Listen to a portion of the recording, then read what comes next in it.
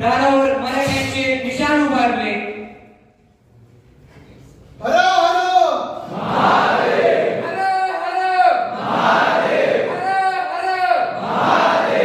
यसाजी काकांनी दारावर पहारे बसवले व किल्ला ताब्यात घेतला. शिवरायांनी त्या किल्ल्याचे नाव प्रचंडगड असे ठेवले. तोरणा किल्ल्यावरून शिवरायांनी कारभार सुरू केला. आदिलशाहीने मोरदेवाच्या डोंगरावर एक किल्ला अर्धवट बांधून ठेवला होता. या किल्ल्यावर पहारा थोडा ढिल्लाच होता. तेव्हा स्वराज्याची राजधानी म्हणून हा किल्ला ताब्यात घ्यायचे ठरवले. एके दिवशी शिवरायांनी त्यांच्या निवडक पाहुण्यांसोबत हा किल्ला ताब्यात घेतला व त्याची डागडुजी करून त्यास राजगड असे नाव दिले. जेव्हा महाराजांनी जावळीवर विजय मिळवला त्यानंतर रायरीचा प्रचंड मोठा किल्ला स्वराज्यात आला. महाराजांनी त्याचे नाव रायगड असे ठेवले.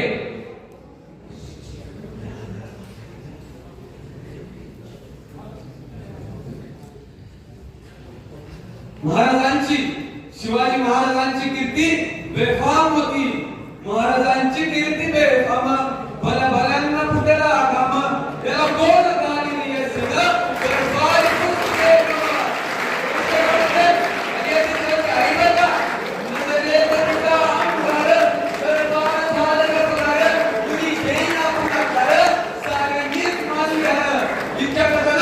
एक संता उठला बोलला हम गाएंगे शिवाजी को आणि त्याला विडा उचलला. नाव ते बदल भारत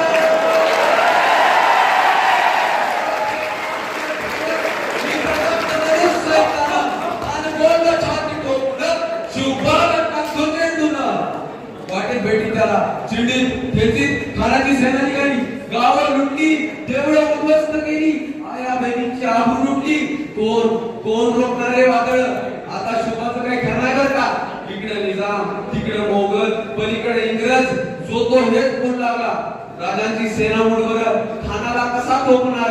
काय लढवावा हुनर चिंतेत पण सरकार. अशा वागिनीचा तो छावा अशा वागिनीचा तो छावा गनिमाला कसा ते छावा दोस्तात गनिमी छावा भेटीचा धाडस करावा. खानाला असं सतत भेटून सांगावा कबूल करा. आणि दिवस ठरल्याप्रमाणे प्रतापगडच्या पायथ्याशी खान प्रतापगडच्या पायथ्याशी खान प्रतापगडच्या पायथ्याशी खान प्रतापगडच्या पायथ्याशी खान आनंद गुमान नाही त्याला जाणीव शक्तीची शिवाजी राजांच्या क्रांतीची कळलं काही कल्पना युक्तीची हरी कळलं काही कल्पना युक्तीची हरी. राजांनी खानाच्या भेटीसाठी एक शानदार शामियाना उभारला होता. भेटीसाठी छान उभारला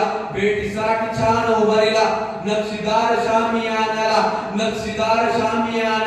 आणि अशा शामियाना खान डौलत डुलत आला सरपंच त्या कसं दिला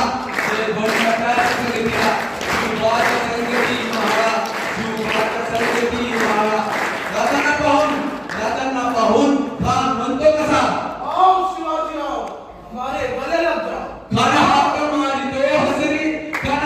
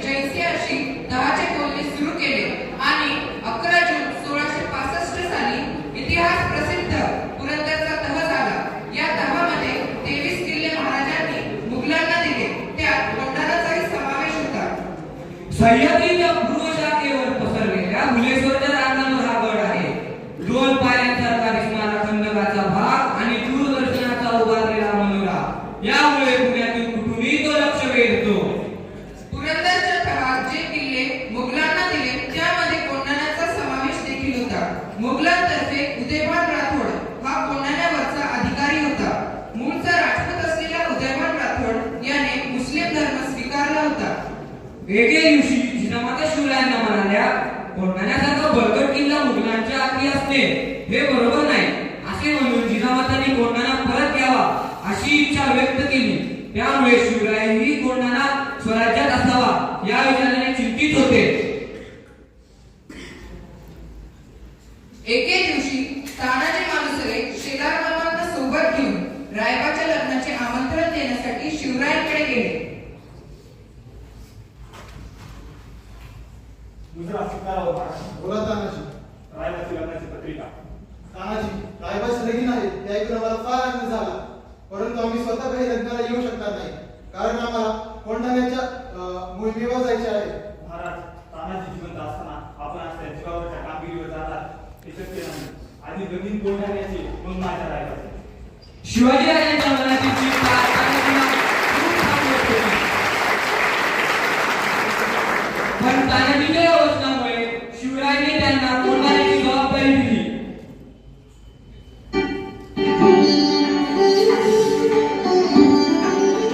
तानाजी कोंढाण्याच्या स्वारीवर निघाला.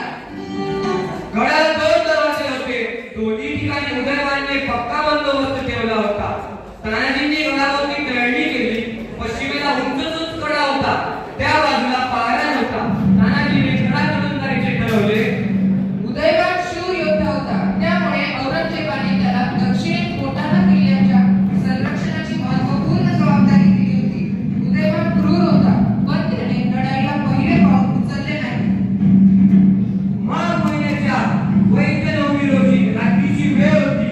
तानाजी व त्यांचे मावळे गडाच्या पायथ्याशी उभे होते. तानाजी व सर्व मावळे हिमतीने कडा चढून वर गेले. उदयवानाला खबर लागली.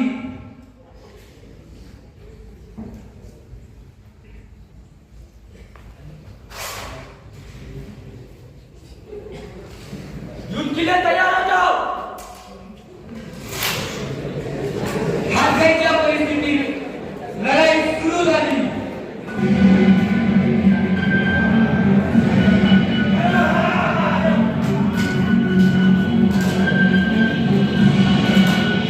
हा नवनीचा चक्ररथ उभा झाला होता.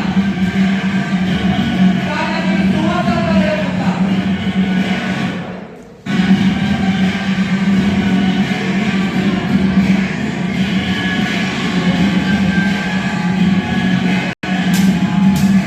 देवाने त्याच्यावर खेळ घेतली. दोघांची झुंज सुरू झाली.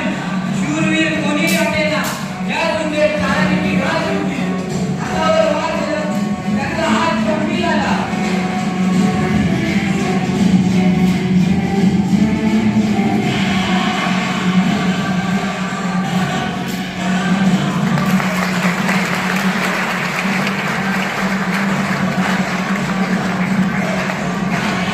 गणगोत लढाई झाली. मावळ्यांनी गड सोडला. गड सोडला. तानाजी बनला.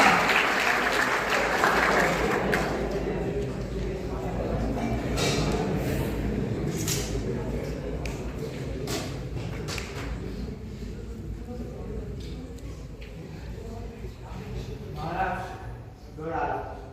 तानाजी कुठे आहे? गड आला पण सिंह गेला.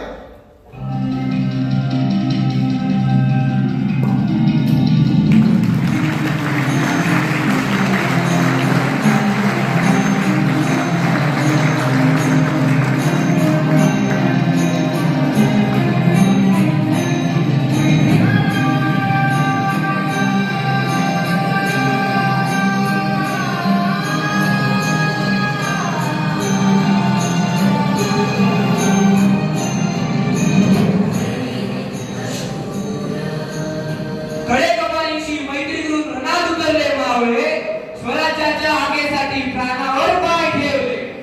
गड मिळाला पण सिंह हरपला त्या रात्री, तरी तानाजी नाव अमर झालं स्वराज्याच्या मातीशी.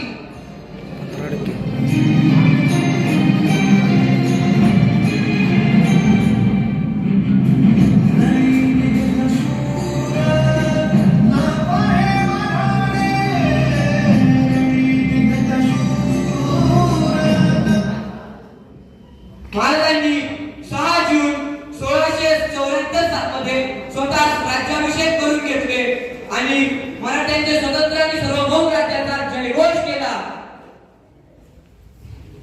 शिवाजी महाराजांची राज्याभिषेकाची कल्पना अतिशय व्यापक व प्रभावी होती. या कल्पनेमुळे निर्विकार पडलेल्या मराठी माणसाला चेतना मिळाली.